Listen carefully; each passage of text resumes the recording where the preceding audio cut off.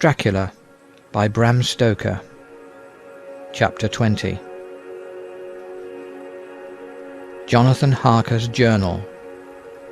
1st October, evening. I found Thomas Snelling in his house at Bethnal Green, but unhappily he was not in a condition to remember anything. The very prospect of beer which my expected coming had opened to him had proved too much, and he had begun too early on his expected debauch.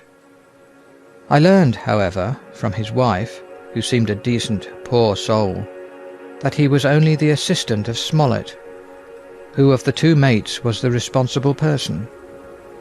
So off I drove to Walworth, and found Mr. Joseph Smollett at home, and in his shirt-sleeves, taking a late tea out of a saucer.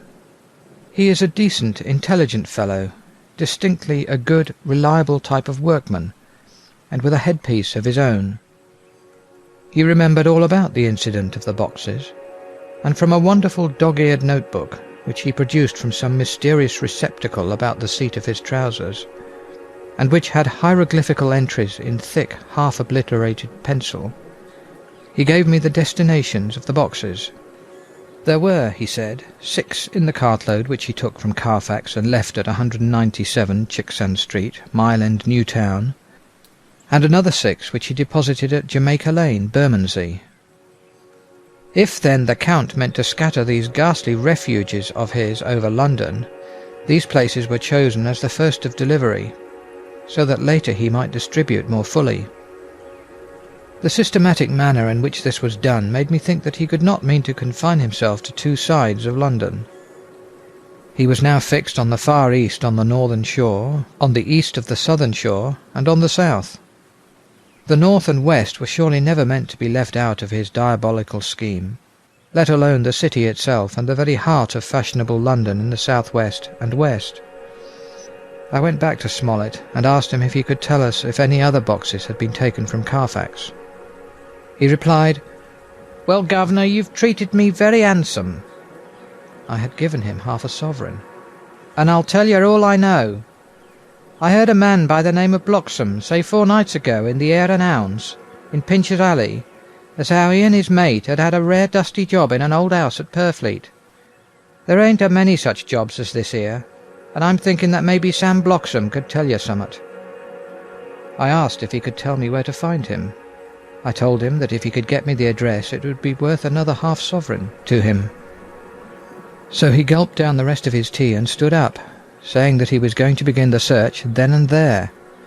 At the door he stopped and said, "Look here, Governor, there ain't no sense in me a-keeping you here. I may find Sam soon, or I mayn't. But anyhow, he ain't like to be in a way to tell you much tonight. Sam is a rare one when he starts on the booze. If you can give me an envelope with a stamp on it, and put your address on it, I'll find out where Sam is to be found and post it you tonight. But you'd better be up after him soon in the morning, never mind the booze the night afore." This was all practical, so one of the children went off with a penny to buy an envelope and a sheet of paper, and to keep the change. When she came back, I addressed the envelope and stamped it, and when Smollett had again faithfully promised to post the address when found, I took my way to home. We're on the track anyhow. I am tired tonight, and I want to sleep. Mina is fast asleep, and looks a little too pale. Her eyes look as though she had been crying. Poor dear, I've no doubt it frets her to be kept in the dark, and it may make her doubly anxious about me and the others. But it is best as it is. It is better to be disappointed and worried in such a way now than to have her nerve broken. The doctors were quite right to insist on her being kept out of this dreadful business. I must be firm, for on me this particular burden of silence must rest. I shall not ever enter on the subject with her under any circumstances. Indeed, it may not be a hard task, after all, for she herself has become reticent on the subject, and has not spoken of the Count or his doings ever since we told her of our decision. 2nd October, evening. A long and trying and exciting day. By the first post I got my directed envelope with a dirty scrap of paper enclosed, on which was written with a carpenter's pencil in a sprawling hand, Sam Bloxham, Corcoran's, 4 Poter's Court, Bartle Street, Walworth. Ask for the Depite. I got the letter in bed, and rose without waking Mina. She looked heavy and sleepy and pale, and far from well. I determined not to wake her, but that when I should return from this new search, I would arrange for her going back to Exeter. I think she would be happier in our own home, with her daily tasks to interest her, than in being here amongst us and in ignorance. I only saw Dr. Seward for a moment, and told him where I was off to, promising to come back and tell the rest so soon as I should have found out anything. I drove to Walworth and found, with some difficulty, Potter's Court. Mr. Smollett's spelling misled me, as I asked for Poter's Court instead of Potter's Court. However, when I had found the court, I had no difficulty in discovering Corcoran's lodging-house. When I asked the man who came to the door for the Depite, he shook his head and said, "I don't know him. There ain't no such person here. I never heard of him in all my bloomin' days. Don't believe there ain't nobody of that kind living here or anywheres." I took out Smollett's letter, and as I read it, it seemed to me that the lesson of the spelling of the name of the court might guide me. "What are you?" I asked. "I'm the deputy," he answered. I saw at once that I was on the right track. Phonetic spelling had again misled me. A half-crown tip put the deputy's knowledge at my disposal, and I learned that Mr. Bloxham, who had slept off the remains of his beer on the previous night at Corcoran's, had left for his work at Poplar at 5 o'clock that morning. He could not tell me where the place of work was situated, but he had a vague idea that it was some kind of a newfangled warehouse, and with this slender clue I had to start for Poplar. It was 12 o'clock before I got any satisfactory hint of such a building, and this I got at a coffee shop, where some workmen were having their dinner. One of them suggested that there was being erected at Cross Angel Street a new cold storage building, and as this suited the condition of a newfangled warehouse, I at once drove to it. An interview with a surly gatekeeper and a surlier foreman, both of whom were appeased with the coin of the realm, put me on the track of Bloxham. He was sent for on my suggestion that I was willing to pay his day's wages to his foreman for the privilege of asking him a few questions on a private matter. He was a smart enough fellow, though rough of speech and bearing. When I had promised to pay for his information and given him an earnest, he told me that he had made 2 journeys between Carfax and a house in Piccadilly, and had taken from this house to the latter 9 great boxes, main heavy ones, with a horse and cart hired by him for this purpose. I asked him if he could tell me the number of the house in Piccadilly, to which he replied, "Well, governor, I forgets the number, but it was only a few door from a big white church, or something of the kind, not long built. It was a dusty old house too, though nothing to the dustiness of the house we took the blooming boxes from." "How did you get in if both houses were empty?" "There was the old party that engaged me a-waiting at the house at Purfleet. He helped me to lift the boxes and put them in the dray. Curse me, but he was the strongest chap I ever struck, and him an old feller with a white moustache, one that thin you would think he couldn't throw a shadder." How this phrase thrilled through me. Why, he took up his end of the boxes like they was pounds of tea, and me a-puffing and a-blowing afore I could up-end mine anyhow, and I'm no chicken neither. "How did you get into the house in Piccadilly?" I asked. "He was there too. He must have started off and got there afore me, for when I rung the bell, he came and opened the door himself, and helped me carry the boxes into the hall." "The whole 9? I asked. "Yes. There was 5 in the first load and 4 in the second. It was main dry work, and I don't so well remember how I got home." I interrupted him. "Were the boxes left in the hall?" "Yes, it was a big hall, and there was nothing else in it." I made one more attempt to further matters. "You didn't have any key?" "Never used no key nor nothink. The old gent, he opened the door hisself and shut it again when I druv off." I don't remember the last time, but that was the beer." "And you can't remember the number of the house?" "No, sir. But you needn't have no difficulty about that. It's iron with a stone front with a bow on it, and high steps up to the door. I know them steps, having had to carry the boxes up with 3 loafers that come round to earn a copper. The old gent give 'em shillings, and they, seeing they got so much, they wanted more. But he took one of them by the shoulder and was like to throw him down the steps till the lot of them went away cussing."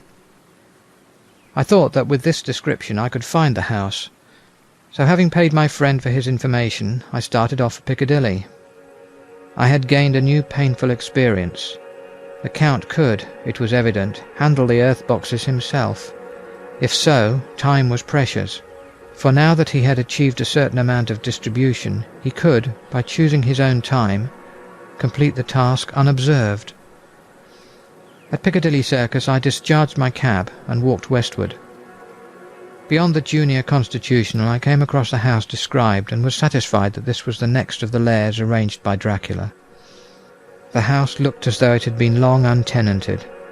The windows were encrusted with dust and the shutters were up. All the framework was black with time, and from the iron the paint had mostly scaled away. It was evident that up to lately there had been a large notice board in front of the balcony. It had, however, been roughly torn away, the uprights which had supported it still remaining. Behind the rails of the balcony I saw there were some loose boards whose raw edges looked white. I would have given a good deal to have been able to see the notice board intact, as it would, perhaps, have given some clue to the ownership of the house.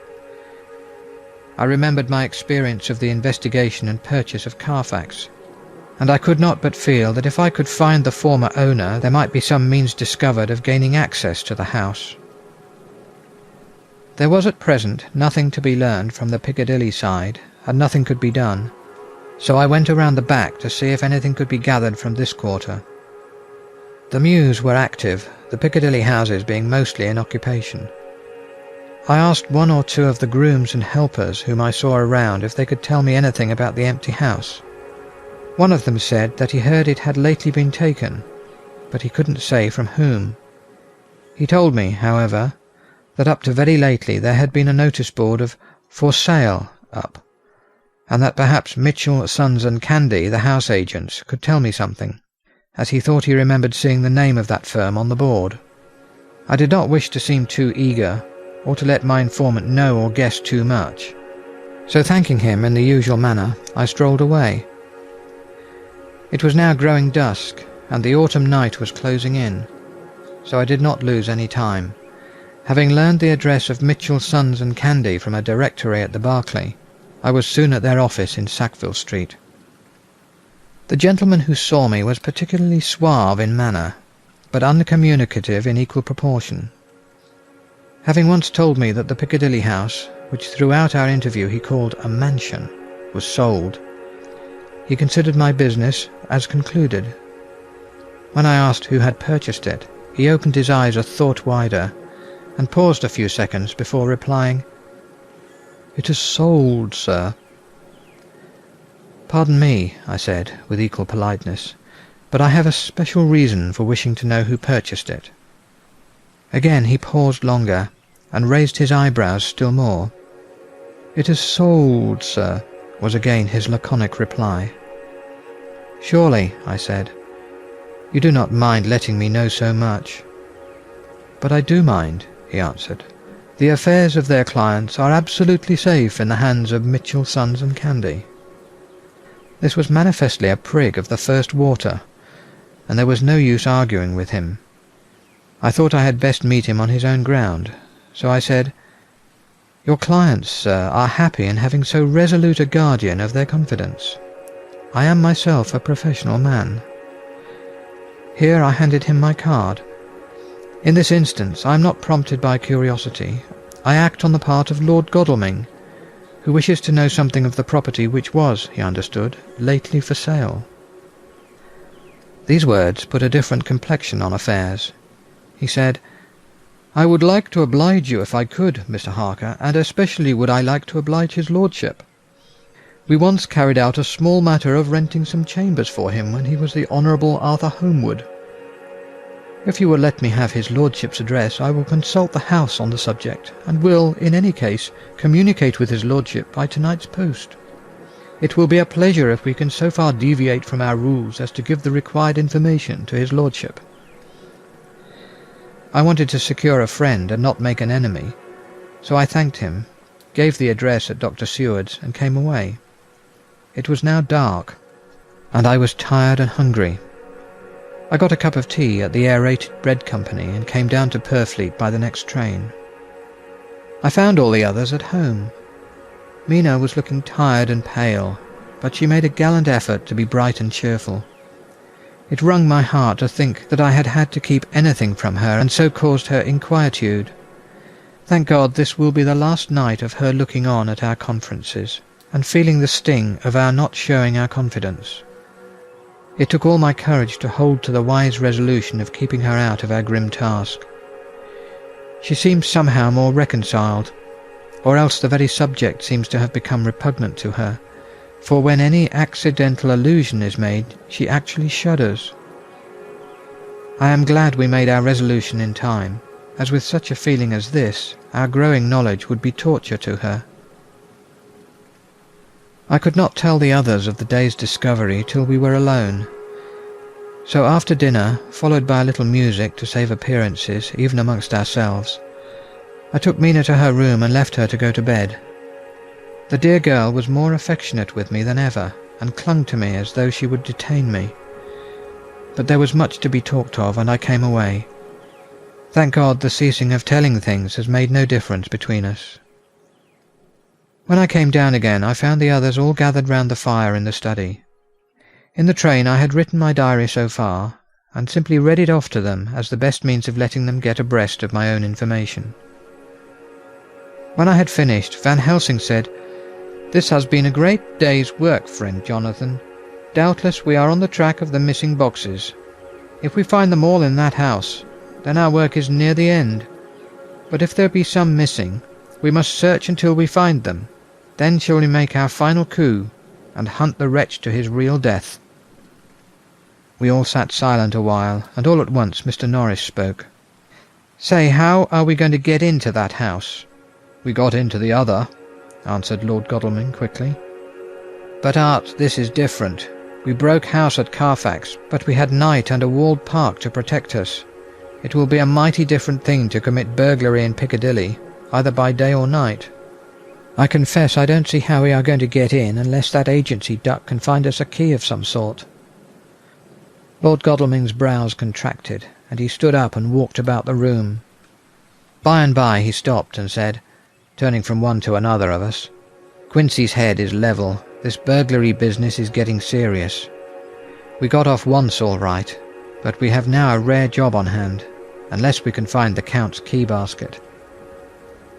As nothing could well be done before morning, and as it would be at least advisable to wait till Lord Godalming should hear from Mitchell's, we decided not to take any active step before breakfast time. For a good while we sat and smoked, discussing the matter in its various lights and bearings. I took the opportunity of bringing this diary right up to the moment. I am very sleepy and shall go to bed. Just a line. Mina sleeps soundly and her breathing is regular. Her forehead is puckered up into little wrinkles, as though she thinks even in her sleep. She is still too pale, but does not look so haggard as she did this morning. Tomorrow will, I hope, mend all this. She will be herself at home in Exeter. Oh, but I am sleepy. Dr. Seward's Diary, 1st October. I am puzzled afresh about Renfield. His moods change so rapidly that I find it difficult to keep touch of them, and as they always mean something more than his own well-being, they form a more than interesting study. This morning, when I went to see him after his repulse of Van Helsing, his manner was that of a man commanding destiny. He was, in fact, commanding destiny, subjectively. He did not really care for any of the things of mere earth. He was in the clouds and looked down on all the weaknesses and wants of us poor mortals. I thought I would improve the occasion and learn something, so I asked him, "What about the flies these times?" He smiled on me in quite a superior sort of way, such a smile as would have become the face of Malvolio, as he answered me, "The fly, my dear sir, has one striking feature. Its wings are typical of the aerial powers of the psychic faculties. The ancients did well when they typified the soul as a butterfly." I thought I would push his analogy to its utmost logically. So I said quickly, "Oh, it is a soul you are after now, is it?" His madness foiled his reason, and a puzzled look spread over his face as, shaking his head with a decision which I had but seldom seen in him, he said, "Oh no, I want no souls. Life is all I want." Here he brightened up. "I am pretty indifferent about it at present. Life is all right. I have all I want. You must get a new patient, doctor, if you wish to study zoophagy." This puzzled me a little, so I drew him on. "Then you command life. You are a god, I suppose." He smiled with an ineffably benign superiority. "Oh no, far be it from me to arrogate to myself the attributes of the deity. I am not even concerned in his especially spiritual doings. If I may state my intellectual position, I am, so far as concerns things purely terrestrial, somewhat in the position which Enoch occupied spiritually." This was a poser to me. I could not at the moment recall Enoch's appositeness, so I had to ask a simple question, though I felt that by so doing I was lowering myself in the eyes of the lunatic. "And why with Enoch?" "Because he walked with God." I could not see the analogy, but did not like to admit it, so I harked back to what he had denied. "So you don't care about life, and you don't want souls. Why not?" I put my question quickly and somewhat sternly, on purpose to disconcert him. The effort succeeded. For an instant he unconsciously relapsed into his old servile manner, bent low before me, and actually fawned upon me as he replied, "I don't want any souls, indeed, I don't. I couldn't use them if I had them. They would be no manner of use to me. I couldn't eat them, or—" He suddenly stopped, and the old cunning look spread over his face, like a wind sweep on the surface of the water. "And doctor, as to life, what is it after all, when you've got all you require? And you know that you will never want, that is all. I have friends, good friends, like you, Dr. Seward." This was said with a leer of inexpressible cunning. "I know that I shall never lack the means of life." I think that through the cloudiness of his insanity he saw some antagonism in me, for he at once fell back on the last refuge of such as he, a dogged silence. After a short time I saw that for the present it was useless to speak to him. He was sulky, and so I came away. Later in the day he sent for me. Ordinarily I would not have come without special reason, but just at present I am so interested in him that I would gladly make an effort. Besides, I am glad to have anything to help pass the time. Harker is out, following up clues, and so are Lord Godalming and Quincy. Van Helsing sits in my study poring over the record prepared by the Harkers. He seems to think that by accurate knowledge of all details he will light upon some clue. He does not wish to be disturbed in the work without cause. I would have taken him with me to see the patient, only I thought that after his last repulse he might not care to go again. There was also another reason. Renfield might not speak so freely before a third person as when he and I were alone. I found him sitting in the middle of the floor on his stool, a pose which is generally indicative of some mental energy on his part. When I came in, he said at once, as though the question had been waiting on his lips, "What about souls?" It was evident, then, that my surmise had been correct. Unconscious cerebration was doing its work, even with the lunatic. I determined to have the matter out. "What about them yourself?" I asked. He did not reply for a moment, but looked all around him, and up and down, as though he expected to find some inspiration for an answer. "I don't want any souls," he said in a feeble, apologetic way. The matter seemed preying on his mind, and so I determined to use it. To be cruel only to be kind. So I said, "You like life, and you want life?"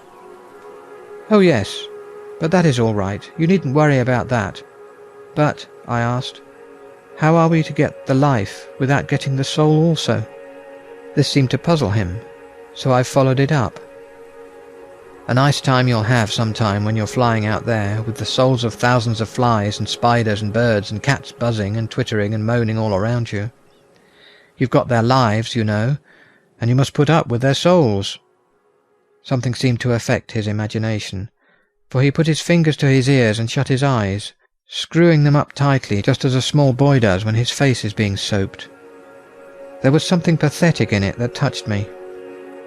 It also gave me a lesson, for it seemed that before me was a child, only a child, though the features were worn and the stubble on the jaws was white. It was evident that he was undergoing some process of mental disturbance, and knowing how his past moods had interpreted things seemingly foreign to himself, I thought I would enter into his mind as well as I could and go with him. The first step was to restore confidence, so I asked him, speaking pretty loud so that he would hear me through his closed ears, "Would you like some sugar to get your flies around again?" He seemed to wake up all at once and shook his head. With a laugh he replied, "Not much. Flies are poor things after all." After a pause he added, "But I don't want their souls buzzing round me, all the same." "Or spiders?" I went on. "Blow spiders. What's the use of spiders? There isn't anything in them to eat or—" He stopped suddenly as though reminded of a forbidden topic. So, I thought to myself, this is the second time he has suddenly stopped at the word drink. What does it mean? Renfield seemed himself aware of having made a lapse, for he hurried on, as though to distract my attention from it. "I don't take any stock at all in such matters. Rats and mice and such small deer, as Shakespeare has it. Chicken feed of the larder, they might be called. I'm past all that sort of nonsense. You might as well ask a man to eat molecules with a pair of chopsticks, as to try to interest me about the less carnivora, when I know of what is before me." "I see," I said. "You want big things that you can make your teeth meet in. How would you like to breakfast on an elephant?" "What ridiculous nonsense you are talking." He was getting too wide awake, so I thought I would press him hard. "I wonder," I said reflectively, "what an elephant's soul is like." The effect I desired was obtained, for he at once fell from his high horse and became a child again. "I don't want an elephant's soul, or any soul at all," he said. For a few moments he sat despondently. Suddenly he jumped to his feet, with his eyes blazing and all the signs of intense cerebral excitement. "To hell with you and your souls," he shouted. "Why do you plague me about souls? Haven't I got enough to worry and pain to distract me already without thinking of souls?" He looked so hostile that I thought he was in for another homicidal fit, so I blew my whistle. The instant, however, that I did so, he became calm and said apologetically, "Forgive me, Doctor, I forgot myself. You do not need any help. I am so worried in my mind that I am apt to be irritable.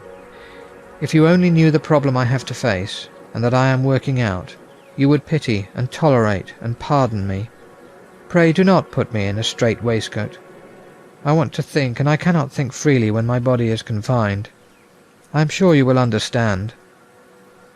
He had evidently self-control, so when the attendants came I told them not to mind, and they withdrew. Renfield watched them go.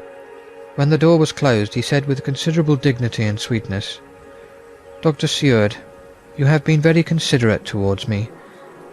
Believe me that I am very, very grateful to you." I thought it well to leave him in this mood, and so I came away. There is certainly something to ponder over in this man's state. Several points seem to make what the American interviewer calls a story, if one could only get them in proper order. Here they are. Will not mention drinking. Fears the thought of being burdened with the soul of anything. Has no dread of wanting life in the future. Despises the meaner forms of life altogether, though he dreads being haunted by their souls. Logically all these things point one way. He has assurance of some kind that he will acquire some higher life. He dreads the consequence, the burden of a soul. Then it is a human life he looks to. And the assurance? Merciful God, the Count has been to him, and there is some new scheme of terror afoot. Later, I went after my round to Van Helsing and told him of my suspicion. He grew very grave, and after thinking the matter over for a while, he asked me to take him to Renfield. I did so. As we came to the door, we heard the lunatic within singing gaily, as he used to do in the time which now seems so long ago. When we entered, we saw with amazement that he had spread out his sugar as of old. The flies, lethargic with the autumn, were beginning to buzz into the room. We tried to make him talk of the subject of our previous conversation, but he would not attend. He went on with his singing, just as though we had not been present. He had got a scrap of paper and was folding it into a notebook. We had to come away as ignorant as we went in. His is a curious case indeed. We must watch him tonight. Letter. Mitchell, Sons and Candy to Lord Godalming. 1st October. My Lord, we are at all times only too happy to meet your wishes. We beg, with regard to the desire of your Lordship, expressed by Mr. Harker on your behalf, to supply the following information concerning the sale and purchase of number 347 Piccadilly. The original vendors are the executors of the late Mr. Archibald Winter Suffield. The purchaser is a foreign nobleman, Count de Ville, who effected the purchase himself, paying the purchase money in notes over the counter, if your Lordship will pardon us using so vulgar an expression. Beyond this we know nothing whatever of him. We are, my Lord, your Lordship's humble servants, Mitchell, Sons and Candy. Dr. Seward's Diary, 2nd October. I placed a man in the corridor last night and told him to make an accurate note of any sound he might hear from Renfield's room, and gave him instructions that if there should be anything strange, he was to call me. After dinner, when we had all gathered round the fire in the study, Mrs. Harker having gone to bed, we discussed the attempts and discoveries of the day. Harker was the only one who had any result, and we are in great hopes that his clue may be an important one. Before going to bed, I went round to the patient's room and looked in through the observation trap. He was sleeping soundly. His heart rose and fell with regular respiration. This morning the man on duty reported to me that a little after midnight he was restless and kept saying his prayers somewhat loudly. I asked him if that was all. He replied that it was all he heard. There was something about his manner so suspicious that I asked him point blank if he had been asleep. He denied sleep, but admitted to having dozed for a while. It is too bad that men cannot be trusted unless they are watched. Today Harker is out following up his clue, and Art and Quincy are looking after horses. Godalming thinks that it would be well to have horses always in readiness, for when we get the information which we seek, there will be no time to lose. We must sterilize all the imported earth between sunrise and sunset. We shall thus catch the Count at his weakest, and without a refuge to fly to. Van Helsing is off to the British Museum, looking up some authorities on ancient medicine. The old physicians took account of things which their followers do not accept, and the Professor is searching for witch and demon cures which may be useful to us later. I sometimes think we must be all mad, and that we shall wake to sanity in strait waistcoats. Later. We have met again. We seem at last to be on the track, and our work of tomorrow may be the beginning of the end. I wonder if Renfield's quiet has anything to do with this. His moods have so followed the doings of the Count that the coming destruction of the monster may be carried to him some subtle way. If we could only get some hint as to what passed in his mind between the time of my argument with him today and his resumption of fly-catching, it might afford us a valuable clue. He is now seemingly quiet for a spell. Is he? That wild yell seemed to come from his room. The attendant came bursting into my room and told me that Renfield had somehow met with some accident. He had heard him yell, and when he went to him, found him lying on his face on the floor, all covered with blood. I must go at once. End of chapter 20.